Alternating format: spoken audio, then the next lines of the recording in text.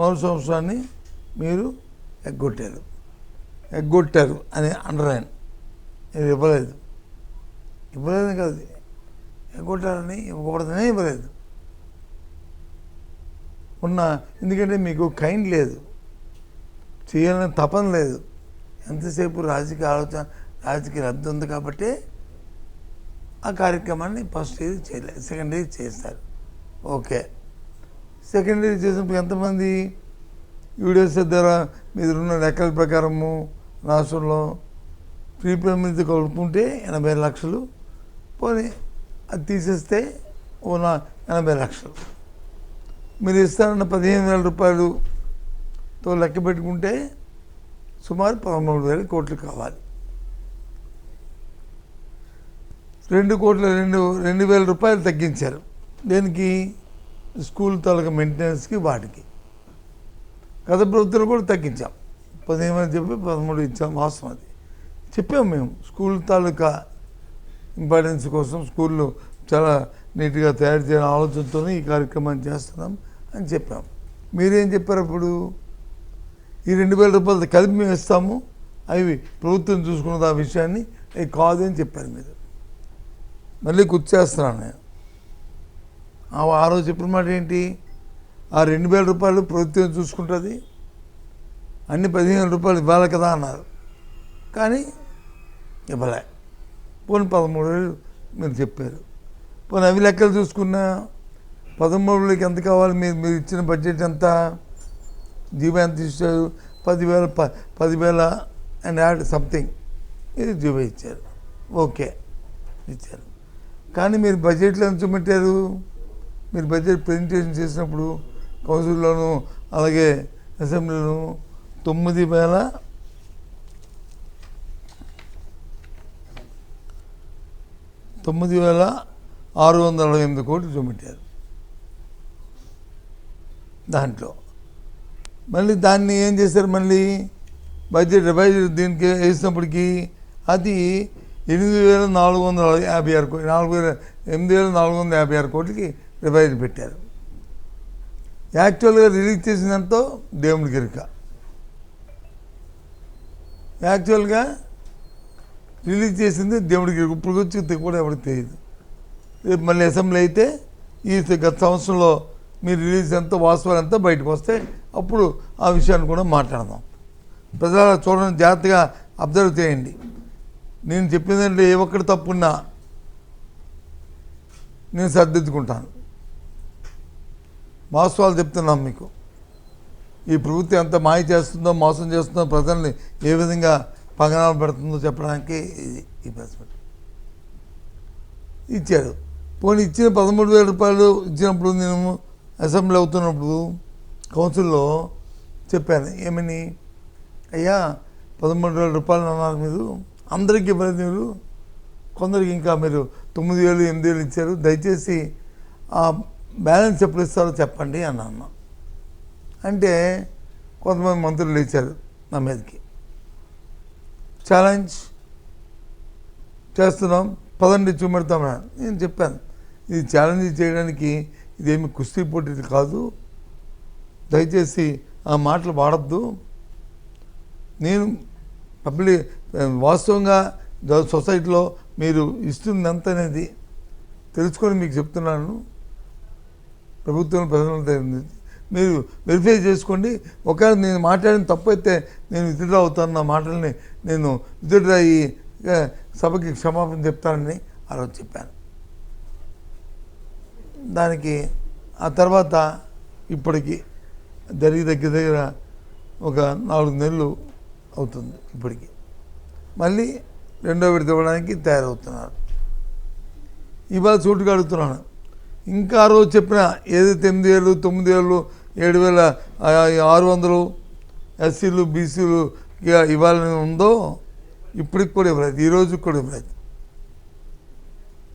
అది ఎంత నెంబరు, ఎంత అమౌంటు అని నేను చెప్పాను అనుకోండి, అంత కాదు అంటారు. కానీ వాస్తవాలు చెప్పండి. ఇవాళ కూడా మీరు ఇవ్వలే.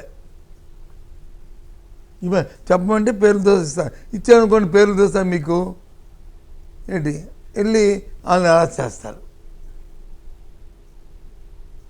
నేను మొత్తం దగ్గర 10 జిల్లాల్లో ఉన్న డిఈఓల్ని ఏపీసీలని రాష్ట్రంలో అధికారులని ఒక 20 మందితో మాట్లాడాను ఇచ్చారా అని ఆయన డిపార్ట్మెంట్లో. అందరూ యాక్సెప్ట్ చేశారు. ఇవ్వలేదండి ఇంకా అని. ఇది వాస్తవం. నిన్న మనం మీ విలేకరులో ఉన్న మీ ఒక సోదరి నా దగ్గరకు వచ్చి, సార్ మా బాబుకు కూడా 9,000 ఇచ్చేస్తారు, ఇంకా 4,000 రావాలని చెప్పింది. ఇవ్వలేదు. మళ్ళీ ఆ అమ్మాయికి కూడా ఫోన్ చేశాను, ఏం తల్లి ఏమొచ్చిందా నాన్న అని అంటే రాలేదు, ఇంక రాలేదు సార్ అది అని చెప్పి. అలాగే విజయనగరంలో ఓ తల్లికి ఫోన్ చేశాను. ఆవిడ నాకు అప్పుడు వచ్చి నాకు చెప్పింది అని చెప్పి ఆ మాటలు పట్టుకుని అసెంబ్లీ అడిగింది. నేనేమి ఇదేదో కక్ష కోసం చేయట్లేదు. ఏదైనా ప్రభుత్వంకి అసత్తుతో చెప్తే వాళ్ళు సరిదిద్దుకుంటారని ఉద్దేశంతో చెప్పాము. ఆ అమ్మాయికి మళ్ళీ ఉదయం ఫోన్ చేశాను. ఫోన్ చేస్తే రాలేస్తారని చెప్పింది. దాంతోపాటు మళ్ళీ ఎంకరేజ్ చెప్పంటే ఇంకొక స్కూల్ కూడా చెప్పింది. మొత్తం మా స్కూల్, ఈ స్కూల్లో ఒక 16 మందికి, ఈ స్కూల్లో ఒక 13 మందికి రాలేదు సార్. ఆ స్కూల్ పేర్లు అడిగితే ఇస్తాను మీకు. 13 మందికి రాలేదండి. ఇది వాస్తవం. ఎప్పుడైనా సరే గత ప్రభుత్వంలో ఇలాగ 7,000, 8,000, 9,000, 5,000, 6,000 ఇచ్చిన సందర్భాలు ఉన్నాయని చెప్పండి. ఏ ఒక్కరైనా సరే చెప్తే నేను అగ్రీ, ఐ యాక్సెప్టెడ్, నేను తలదించుకుంటాను. ఏం చేస్తున్నావు ముఖ్యమంత్రి గారు చంద్రబాబు నాయుడు? నీ అనుభవం ఏమవుతుంది? ఎంతసేపు పబ్లిసిటీ కోసం ఇష్టారాజ్యంగా మాట్లాడుతూ, ఇష్టారాజ్యంగా చేస్తూ ఇదేనా కార్యక్రమం? భ్రష్టు పట్టించారు ఈ విద్యా వ్యవస్థని ఈ రాష్ట్రంలో. నాడు నేళ్ళ స్కూల్ కట్టించాం. మొదటి విడత, రెండో విడత కలిపి సుమారు 40,000 స్కూల్ వరకు కొన్ని పూర్తి చేస్తాం, కొన్ని అసంపూర్తిగా ఇంకా జరుగుతున్నాయి. 8,500 కోట్లు ఖర్చు పెట్టాం దానికి. అవి ఎక్కడక్కడే గొంగళేసాం. అవి మొన్న అంటారు ఎవరైనా విరాళాలు ఇస్తే అవి పూర్తి చేస్తారంట ఆ ఊర్లో. ఏంటండి కర్మ? ఇదా ప్రభుత్వం? ఈ దేశంలో రాజ్యాంగంలో విద్య, వైద్యం, సర్వైవల్, వృత్తి, ఇది ఆహారం, ఈ మూడింటికి నిర్బంధం ప్రభుత్వమే ప్రొవైడ్ చేయాలి. ఫెసిలిటేట్ చేయవలసిన బాధ్యత ప్రభుత్వం అండి. పోయా అప్పుడు వచ్చి ఇంగ్లీష్ మీడియం పెడితే ఎన్నో మాట్లాడారు. ఇంగ్లీష్ మీడియము పోయింది. ఇప్పుడు ఎక్కడైనా సిబిఎస్ ఉందా చూడండి స్కూల్స్లో. ఐబీ పెట్టాం. ఐబీ ఉందని చెప్పండి. ట్రోఫీలతో వాళ్ళు చిన్నప్పటి నుంచి నేర్చుకోవడానికి వాళ్ళకి విద్యాభూషణం పుస్తకం పెట్టాం. అది ఎక్కడ ఉందో చెప్పండి. ఎంతెందుకు 3వ తరగతి నుంచి సబ్జెక్ట్ టీచర్ని పెట్టాం. అంటే సోషలు, సైన్సు, మ్యాథ్స్, ఇంగ్లీషు ఒకే టీచర్ అన్నీ చెప్పడం భావ్యం కాదు, స్పెషలైజేషన్ ఉండాలంటే అని స్కూల్ అసిస్టెంట్తో చెప్పించాం. ఇప్పుడుందా అది విధానం? ప్రభుత్వ విధానం పర్వాలేదు, కానీ ఆ సబ్జెక్ట్ మరి అది మర్చిపోతారుగా.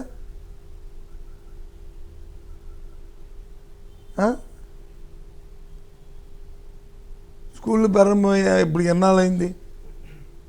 మరి ప్రతి సంవత్సరం ఇచ్చిన ఆ పిల్లలకి ఇస్తున్న టెక్స్ట్ బుక్లు కానీ, లేకపోతే ఇస్తున్న బ్యాగులు కానీ, మరి వాళ్ళకి పెడుతున్న మధ్యాహ్నం భోజనంలో పెడుతున్న చిక్కీలు కానీ, లేకపోతే వాళ్ళకి పోషకాహారం ఇస్తున్న చిక్కీలు కానీ, ఆ కార్యక్రమాలు జరుగుతున్నాయా? ఇవన్నీ చిన్న చిన్న అంశాలు, ఇవేం పెద్ద అంశాలు ఏం కాదు. మానిటరింగ్ చేసుకుంటే చిన్న అంశాలు జరుగుతున్నాయా? ఏం ముఖ్యమంత్రి గారు ఏం చేస్తారు? ఎంతసేపు పెద్ద పెద్ద మాటలు, కొండలు దాడిపోయే మాటలు.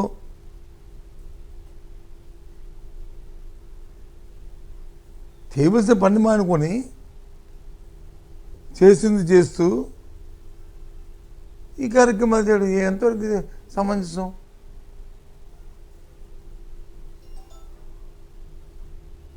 అందుకే ఇవాళ మిమ్మల్ని అందరిని పిలిచి అసలు రాష్ట్రంలో రేపు ఉదయం దయచేసి ఆ పత్రికలో ఆ ప్రభుత్వం తరఫున ఒకరిని ఇవ్వమని డిమాండ్ చేస్తున్నాను.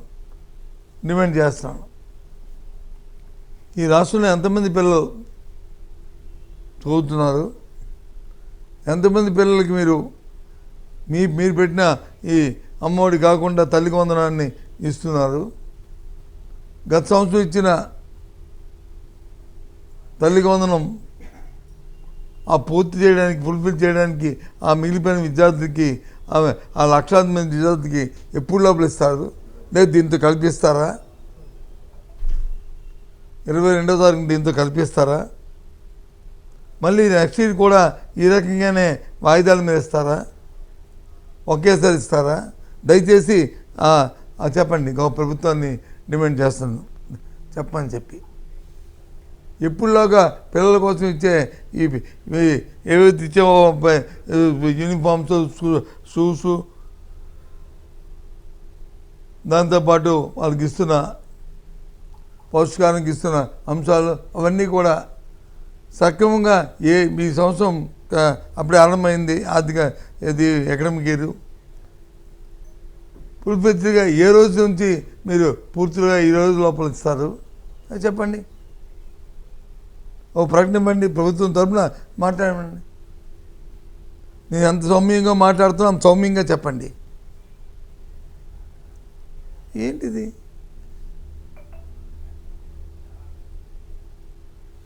ఆస్తి కల్పించేస్తారు, లేనిపోయింది చెప్పేస్తారు. సరే మీ పని అయిపోయింది, ప్రభుత్వం వచ్చేసింది, ఏదో మాయమాటలు చెప్పారు. మొత్తం మీద ప్రజల్ని మప్పెట్టారు. ప్రజలు వచ్చి మీ మాయకి మీ మోసానికి వాళ్ళు ప్రయత్నమయ్యారు, మిమ్మల్ని గెలిపించారు. దీనివల్ల విమల్లో ఎలాగో గెలిపించారు.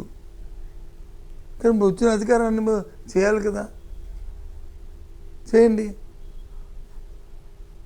లేదంటే ఇగో మాది ఇంతే అని చెప్పండి, తప్పేముంది? సంవత్సరం ఏకంగా పోయింది. ఇచ్చిందనే ఇచ్చారు పూర్తిగా. అంటే ఒక సంవత్సరం అంటే సుమారు వాళ్ళకి ఇవ్వాల్సిన 13,000 కోట్ల రూపాయలు గుండు సున్నా. రెండో సంవత్సరం ఇవ్వాల్సింది పూర్తిగా ఇచ్చారా? ఈ నెంబర్లు చెప్పాను కదా, ఇప్పుడు నేను చెప్పిన అబద్ధాలా? ఇది ఇచ్చిన మీ బడ్జెట్ రివైజ్డ్ అలొకేషన్లో తప్ప చెప్పండి. ఎందుకు సూటిగా ప్రశ్నిస్తాను ఈ ప్రభుత్వాన్ని.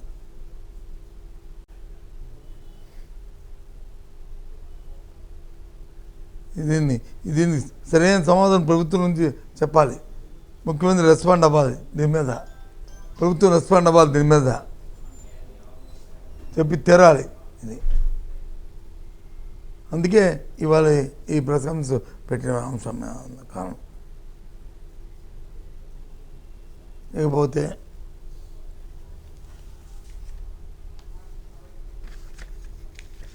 ఎన్నో సమస్యలు ఉన్నాయి.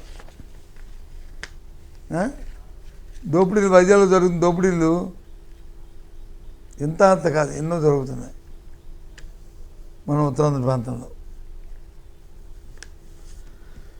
ఈ పక్కన చూసుకుంటే గీతం భూములు కానీ, అక్కడ చూసుకుంటే ఆ మైనింగ్లో ఆ పంచదార కొండ ఏ రకంగా అక్కడ దోపిడీ జరుగుతుందో,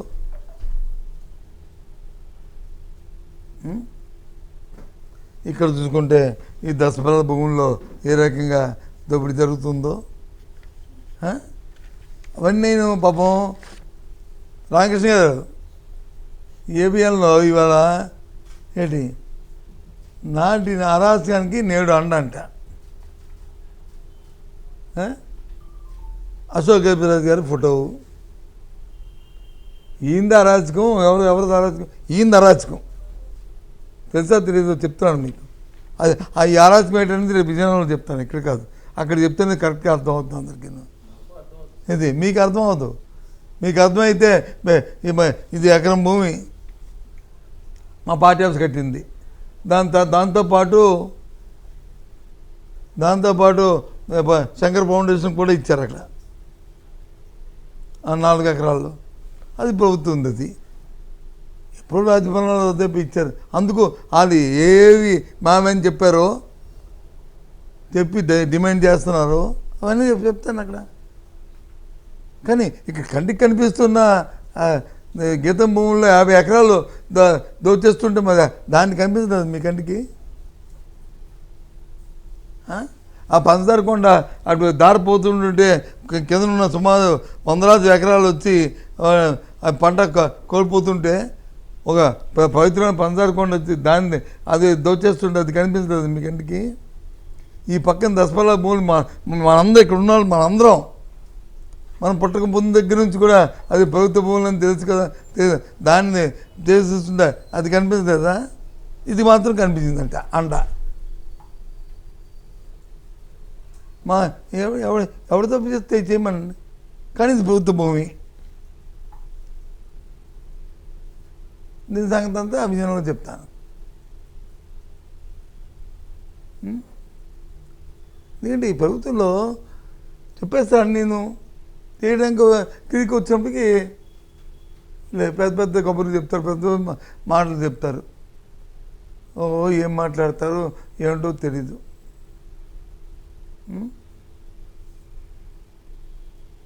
మొన్న ఇప్పుడు చూశాను, గత ప్రభుత్వంలో ఎప్పుడేం చేశారు. గత ప్రభుత్వంలో మొన్న జగన్మోహన్ వచ్చారు, ఈ బోట్లు యాక్సిడెంట్ అయితే వచ్చారు. అక్కడ అంతకుముందు బోట్లు కాలిపోతే ఒక్కొక్కరికి 30 లక్షల రూపాయలు ఇచ్చాం ఒక్కొక్క బోటు కింద. ఇవ్వలేదు చెప్పండి గవర్నమెంట్. ప్రభుత్వం దృష్టికి దాని మీద కానీ విషయం ఉంటే ప్రభుత్వం స్పందించాలి, కైండ్తో ఆలోచించేయాలి. అంతేగాని ధరదత్వం చేసేమని కాదు. ప్రభుత్వం అంటే అది కస్టోడియన్. అంతేగాని ప్రతిదానికి రాజకీయం మాట్లాడినా ఆయన వచ్చి చూడడానికి వస్తే అదొక రాజకీయం. అది చూడడానికి రాకూడదా? ప్రతిపక్ష నాయకుడు ఒక ఇన్సిడెంట్ జరిగితే వస్తే రాజకీయమా? రాకపోతే ఎక్కడ వచ్చారని అడుగుతారా? ఇదేంటి ఇది? ఏం మాటలు?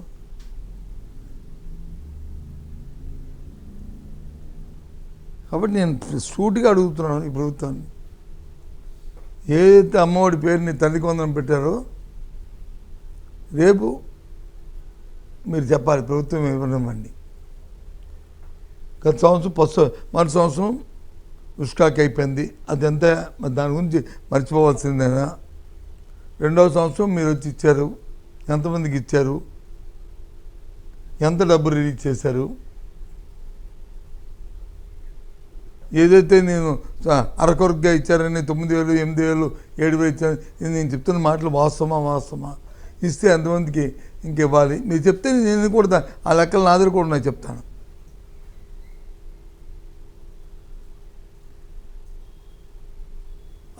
వాళ్ళకి ఎప్పుడు లోపల ఇస్తారు? వీళ్ళతో కలిపి ఇస్తారా? ఇవ్వాలని నా డిమాండ్, కనీసం ఇవ్వాలని ఇప్పటికైనా. ఇన్ ఫ్యూచర్లో మరి అరకోకి ఇవ్వకుండా ఒకేసారి ఏదైతే మీరు అన్న 15,000 రూపాయలు లేదా 13,000 రూపాయలు ఎలాగ మాట మార్చిన 13,000 ఒకేసారి ఇవ్వాలి. అసలు మా డిమాండ్ 15,000. ఎందుకంటే ఓటు కడిగినప్పుడు చూసాం అందరూ టీవీలో నువ్వు వదలగొట్టేశారు. నీకు 15 చూసారు. మన ఇక్కడ బఠానీ అంటామా అలా వదలగొట్టేశారు. సరే ఇది చేయాలని నా తాలూకా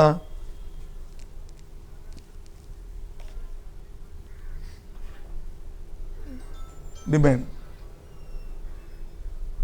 చేసి అప్పుడు అమ్మఒడి 22వ తారీఖుని ఇంక 22 చాలా రోజులు ఉంది కదా, ఇంకా 3-4 రోజులు ఉంది కదా, 5 రోజులు 3-4 రోజులు ఉంది కదా. ఈ 4 రోజుల్లో ప్రభుత్వం లెక్కలు తీపిస్తే ఎవరు చెప్తారో, ముఖ్యమంత్రి చెప్తారో, విద్యాశాఖ మంత్రి చెప్తారో, లేకపోతే అధికారులు చెప్తారో, ఎవరు చెప్పండి. ప్రభుత్వం తరఫున అధికారమైన ప్రకటన రావాలి దీనికి. అది నా డిమాండ్. ఓకే చెప్పండి. అందరికీ అంటే అప్పుడు మీరు అధికారంలో రాకముందు ఒక హామీ ఇచ్చారు, అమ్మఒడి కింద ఎంతమంది ఉంటే అంతమంది ఇస్తా ఉన్నారు. మీరు ఎవరైనా ఒకరికి ఇచ్చారు, కానీ కూటమి ప్రభుత్వం ఎంతమంది ఉంటే అంతమందికి ఇస్తుంది కదా. మరి నేను అంటుంది తింటావా? మేము ఎంతమందికి అంటే అంతమంది ఉండే పిల్లలు తల్లులకి ఇస్తామని చెప్పాం, తల్లులకి ఇచ్చాం. పోనీ మీరు అర్థం చేసుకుని పిల్లలకైనా అర్థం చేసుకుంటే మేము అర్థం చేసుకుని తల్లులకి ఇచ్చాం. 40 లక్షల మందికి ఇచ్చాం. పోనీ ఇచ్చింది ఇచ్చాం. ఇప్పుడు మీరేమన్నారు, ఎంతమంది పిల్లలు అంతమంది పిల్లలకి ఎంత చెప్పారు? 15,000 చెప్పారు. మరి 13 ఎందుకు ఇచ్చారు? ఒకటి. రెండోది, ఈ 15,000 రూపాయల్లో 9,000 8,000 ఇచ్చారు. అది ఎవరు ఇస్తారు? మిగతాది ఎప్పుడు ఇస్తారు? అది రెండోది అంటుంది. నేను చెప్పిన మాట చేయిపోతాను. నాకు చెప్పి 10 సంవత్సరం నుంచే చేశాం. మేము 4 సంవత్సరం 10 సంవత్సరం మేము మా అధికారం వచ్చింది వెంటనే స్టేట్ అంతా ఎంతమంది తల్లులు ఉన్నారు అని లెక్క కట్టించాం. ఇంకా దానికంటే పిల్లలు ఎంతమంది చదువుతారని లెక్కలు ఈజీ, తల్లులే కష్టం. లెక్కలు తెచ్చుకోవడం ఓ 2-3 రోజులు, ఓ వారం రోజులు, ఓ 4 రోజులు పడుతుంది. ఇంకా అంకే దానికి.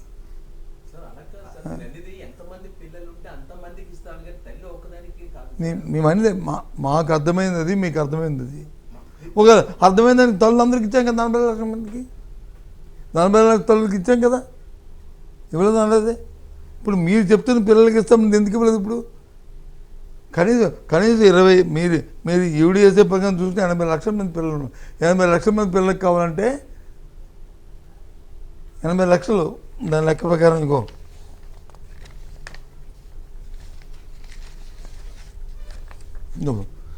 ఇది మీ అందరికీ కావాలంటే సర్క్యులేట్ చేస్తానని తీసుకోండి. మీ అందరికీ ఏంటి యూడిఎస్ఏ రిపోర్ట్ ప్రకారము ఏ క్లాస్లో ఎంతమంది చదువుతున్నారో ఎంతమంది 80 లక్షల మంది. ప్రీప్రైమరీ తీసిస్తే తీసిస్తాం అనుకోండి, సపోజ్ అనుకుందాం. తీస్తే 80 లక్షల మంది. 15,000 లెక్కనైతే 13,000 కోట్లు.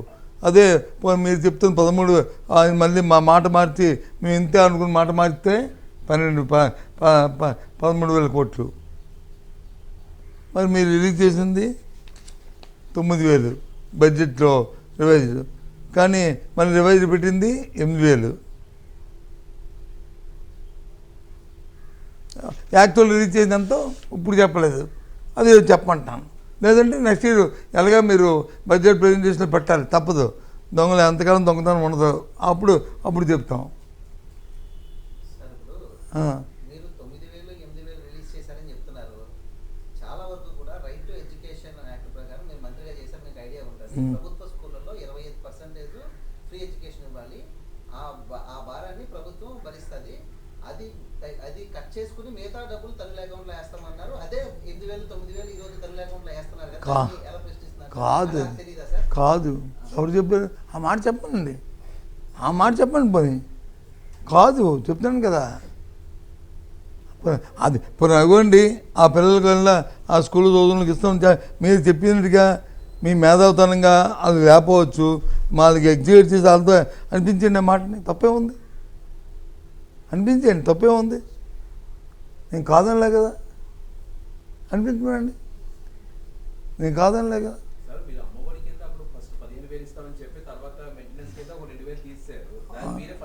అవును, నేను చెప్పి అదే చెప్పండి. ఎవడు కాదండి. ఇగో నేను చెప్తుంది నేను తప్పనా? నేను తప్పనలేదే. మేము అప్పుడు చెప్పింది 15,000 చెప్పి తల్లికి ఇచ్చాము. అందులో 2,000 రూపాయలు స్కూల్ మెయింటెనెన్స్కి దీనికి ఇచ్చాము.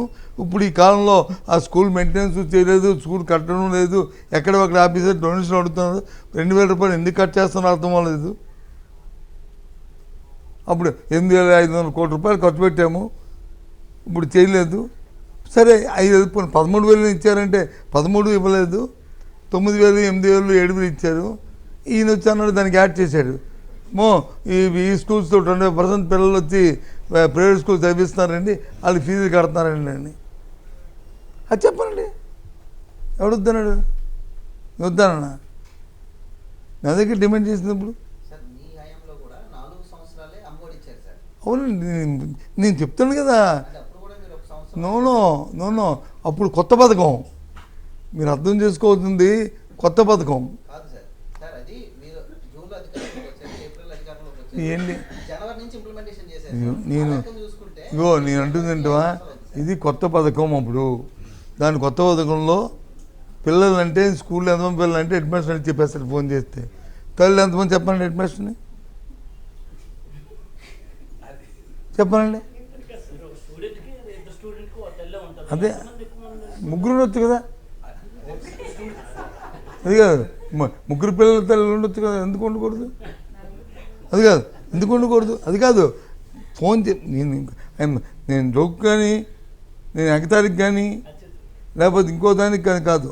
పిల్లల సంఖ్య వచ్చి మన డిఓ ఉంటుంది లిస్టు, తల్లుల సంఖ్య లిస్టు వెంటనే ఉండదు కదా. అందుకు దాని టైం పెట్టింది ఆ 1 ఇయర్కి. నెక్స్ట్ నుంచి మేము ఇంప్లిమెంట్ చేస్తాం. ఇది ఆన్గోయింగ్ ప్రోగ్రామ్ కదా, అది చేయవలసిన అవసరం లేదు. అది నా తాలూకు కండెన్షన్. దానికి ఏం చెప్పుకుంటే ఇప్పుడు ఆయన ఇచ్చినట్టుగా ఎవరైనా యాడ్ చేసి ఇవ్వచ్చు కదా, తెలివితేటలు ఉంటే కొద్దిగా ఆయన దానికి యాడ్ చేసి. సరే, విద్యార్థులు ఎంతమంది ఉన్నారో 2024లో అకాడమిక్ ఇయర్ వచ్చేసరికి ఎలక్షన్ జరగడం ఇవన్నీ ఆయన అదేనంటే ఎలక్షన్ జరగదు 2024 వచ్చినప్పటికీ మీకు 19 సంవత్సరం ఇచ్చాము మేము వచ్చి 19 సంవత్సరం నుంచి 24కి ఇచ్చాము. అక్కడ నుంచి ఎలక్షన్ వచ్చింది, ఎలక్షన్ ఇయర్లో వచ్చి అది ఆగింది. అది అప్పుడు వీళ్ళే పిటిషన్ పెట్టి తెలుగుదేశం పార్టీయే అప్పుడు పిటిషన్ పెట్టింది ఇవ్వడానికి వీలేదు. ఇది అంతెందుకు, ఫీజు రింబర్స్మెంట్ అంతే ఇవ్వాలి తెలుసా ఇప్పుడు మీకు, సుమారు 10,000 కోట్లు ఇవ్వాలి. 6,000 కోట్ల చిల్లర వచ్చి ఫీజు రింబర్స్మెంటు, హాస్టల్ మెయింటెనెన్స్ ఇదంతా 3,000 కోట్లు చిల్లరి, అది వసతి దీవెన 2 కలిపి 10,000 కోట్లు ఇవ్వాలి. ఆలోచించాలి కదా.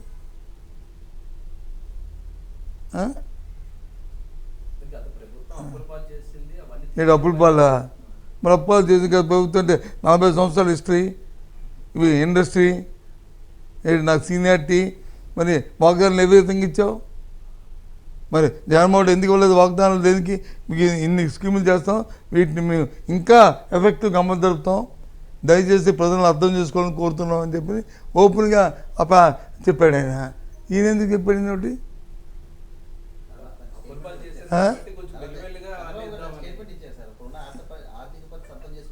ఏంటి 6 నెలల? మరి అది నేను 40 సంవత్సరాల హిస్టరీ, నేను అబద్ధాలు చెప్పవచ్చు 40 సంవత్సరాల హిస్టరీకి. 3 సంవత్సరాలు ముఖ్యమంత్రి చేసిన వాళ్ళకి ఏంటిది? మనకి ఏదో ఇస్తే చెప్పడమే, చెప్పించేయడానికి ప్రయత్నం చేయాలి. ఇప్పుడు P4 2 సంవత్సరాలు అయింది బాస్. నేను మొన్న చెప్పాను P4 పథకం పెట్టారు. రాష్ట్రం కానీ లేదా ఏదో ఒక విలేజ్ తీసుకోండి, మీ ఇష్టం ఏ ఊరేని తీసుకోండి, లేదా వార్డు తీసుకోండి. ఆ వార్డులో లేదా ఆ ఊరిలో లేదు ఆ నియోజకవర్గంలో ఎంతమంది P4 కింద సెలెక్ట్ అయ్యారు, వాళ్ళకి ఏం మీరు ఇస్తున్నారు, ఎంత పర్సంటేజ్ ఇచ్చారు, కనీసం 5% ఇచ్చారని చెప్పండి.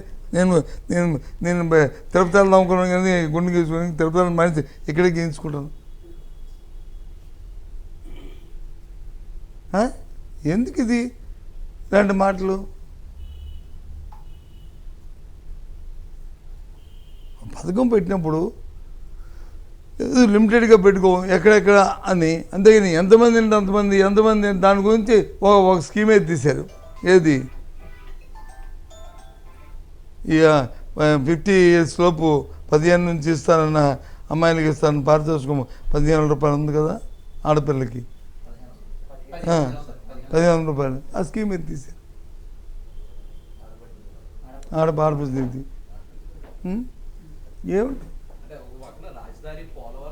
ఏడు రాజధాని కాదు, రాజధాని కడుతున్నాడా అమరావతి? అదే దోపిడీ చేస్తున్నారు, దోపిడీ చేస్తున్నారు. అదే కడుతున్నారా? కడుతున్నారని నమ్ముతారా? మావిగానికి ఆయన ఇచ్చిన డెఫినేషన్ ఏంటి? ఎవరు? అది కాదు, జగన్ గారు ఇచ్చిన వాళ్ళు ఇచ్చిన ప్రెస్ మీట్లో ఇచ్చినది ఏంటి? మచిలీపట్నం ఏంటి, విజయవాడ, గుంటూరు, మధ్యలో అని చెప్పి ఇచ్చారు కదా.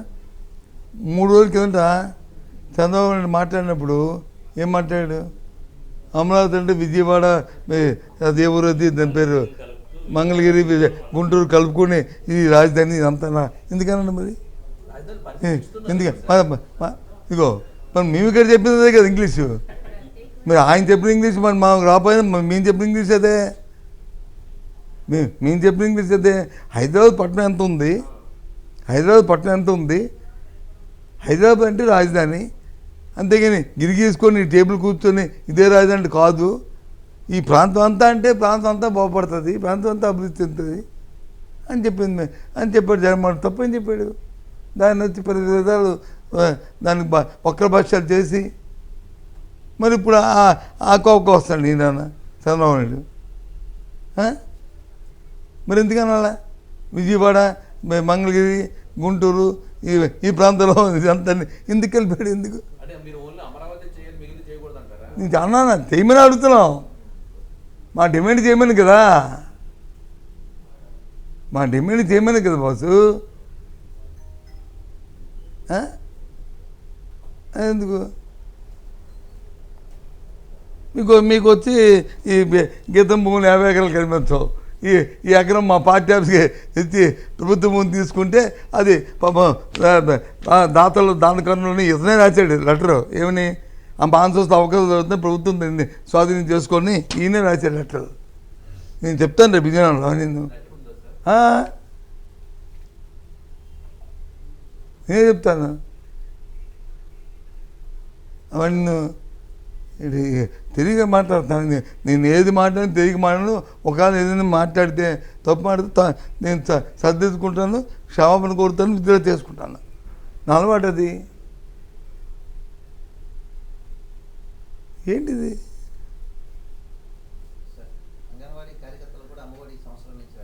అవును, ఎవరన్నా నేను లాస్ట్ మీటింగ్లో అడుగు, అంగన్వాడీ కార్యకర్తలు మీటింగ్లో అడుగు, వాళ్ళు వచ్చి ఏవైతే ప్రభుత్వ పథకాలు ఉన్నాయో అవన్నీ ఇవ్వాలని దాంట్లో పెడితే అవన్నీ మీ నెక్స్ట్ ప్రభుత్వంలో డెఫినెట్గా ఇస్తానమ్మా అని చెప్పి అగ్రిమెంట్ చేసింది నేనే. అడుగు, చెప్తారు వాళ్ళు. మొన్న ఎన్నికల ముందు అలా ఇస్తే సంఖ్య కూడా పెరగదు కదా సార్. అవును, ఈ సంఖ్యలు పెరగవు, వీళ్ళు చెప్తాను సంఖ్య. నేనే అడుగుకోవచ్చు. అంగన్వాడీ కానీ అంగన్వాడీ మొత్తం పారిశుద్ధ కార్మికులు కానీ వాళ్ళకి అగ్రిమెంట్ చేసినప్పుడు అడుగు. అభివృద్ధి చెప్పలేదు సార్. చెప్తుంటే వాళ్ళ ప్రభుత్వం వచ్చింది అని కడుపు మనతో మాట్లాడుతున్న మాటలు కాదు. అమ్మాయి ప్రజల తాలూకా పల్సను కనిపెట్టారు. మానవుడు వచ్చి ఆశాజీవి, ఆశతో బతుకుతాము. ఆశ మీద రాజకీయం చేయడం అనేది చంద్రబాబు నాయుడు గారికి గణంతో పెట్టిన విద్య. ఆశ కల్పిస్తారు బ్రహ్మలుగా. అవన్నీ 1 సంవత్సరం, 2 సంవత్సరాలు, 3 సంవత్సరాలు బ్రహ్మలు దొరికిపోతాయి. ఇప్పుడు దొరికిపోతున్నాయి కదా ఒకటి.